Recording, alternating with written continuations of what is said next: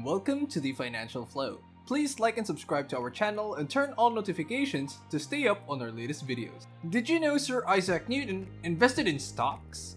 In 1722, Isaac invested in one of England's hottest companies, South Sea Company, and as his money doubled, he sold his shares. A few months later, caught up in the market's wild enthusiasm, Newton jumped back in at a much higher price and lost an equivalent of $3 million today. What does it mean to be an intelligent investor? According to Benjamin Graham, being an educated investor is not about having a high IQ or SAT scores. Isaac Newton was one of the smartest people ever, but was a terrible investor by Graham's standards. Intelligent investors are patient, disciplined, and eager to learn. According to Graham, we have seen a lot more money made and kept by ordinary individuals who were emotionally suited for the investment year-old than even those with great understanding of finance accounting and stock market lure.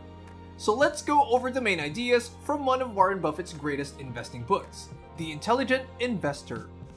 First idea: meet Mr. Market.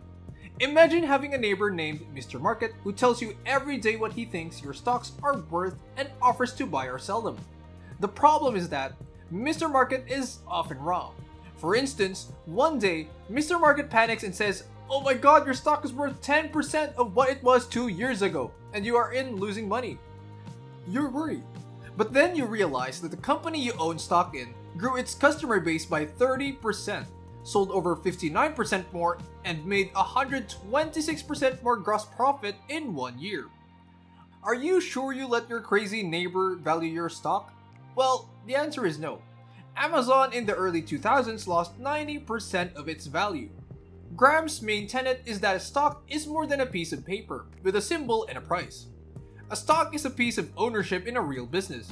And since the market isn't always right, the price of a share doesn't always match the business value. Graham compares the market to a pendulum that swings between optimism and pessimism. Graham says to invest if you're comfortable holding your stocks without worrying about Mr. Market's mood swings.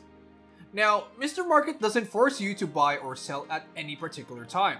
It just presents you with the opportunity to do business with him, giving you the chance to take advantage of Mr. Market's mood swings.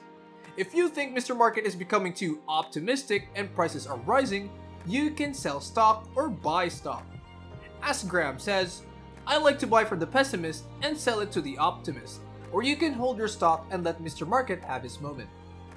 Idea number 2. Becoming a defensive investor.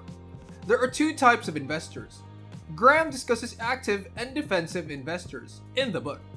If an enterprising investor continuously searches, selects, and monitors a mix of stocks, bonds, and mutual funds, he may have the opportunity, but not the guarantee, of a higher than average return, but with a much higher risk of loss.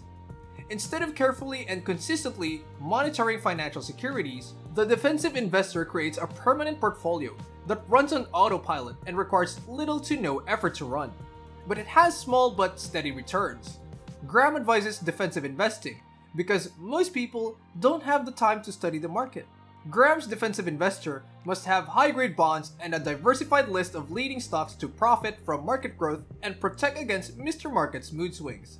For example, if we have a simple 60-40 split in our portfolio with 60% stocks and 40% bonds, all we have to do is rebalance once or twice a year.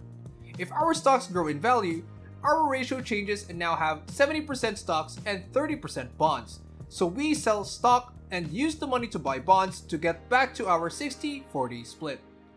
We can protect our profits by investing in safer bonds.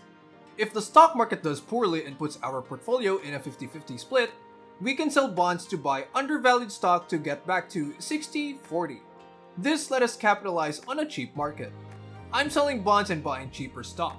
Your ratios will depend on your goals and the returns of stocks and bonds. Graham advises never allocating more than 75% of your money to stocks, but never less than 25% to the rest of your portfolio and high-grade bonds. Dollar cost averaging, investing a fixed amount of money at regular intervals like right after you get your paycheck, helps you get a fair price on stocks and bonds regardless of Mr. Market. This will help you avoid investing all of your money at the wrong time, which can be costly and take advantage of both bull and bear markets. Number 3. Choosing the right firms. Defensive investors can follow Benjamin Graham's guidelines to find good investments. Number 1. Diversification of companies you invest in. Graham recommends investing in 10 to 30 companies to avoid industry concentration and reduce risk. Number 2. Invest in large companies. Graham considers companies large if they have over $100 million in revenue per year, adjusted for inflation, or $700 million. Number 3. Locate conservatively funded firms. In other words, avoid companies with too much debt. Graham recommends looking for companies with twice as many assets as debt. Number 4. Ignore 10-year earnings deficits. At 5, the company has paid dividends for at least 20 years. 6. At least 33% growth in the last 10 years, or 2.9% per year, although the current version of the book recommends at least 4% per year, or 50% over 10 years. Number 7. Earnings shouldn't be overvalued. The PE ratio should not exceed 15 times the last 3 years' average earnings, and at number 8, don't pay too much for stock. The company's net asset value should not exceed 1.5 times the stock price. By subtracting preferred stock and other liabilities from their assets, this can be calculated. Graham stresses that buying stock is where the money is made. It's important to understand what makes a company a good investment. But with index funds, defensive investors can own the entire stock market with one investment. Picking stocks is like trying to find a needle in a haystack. Protect yourself from inflation.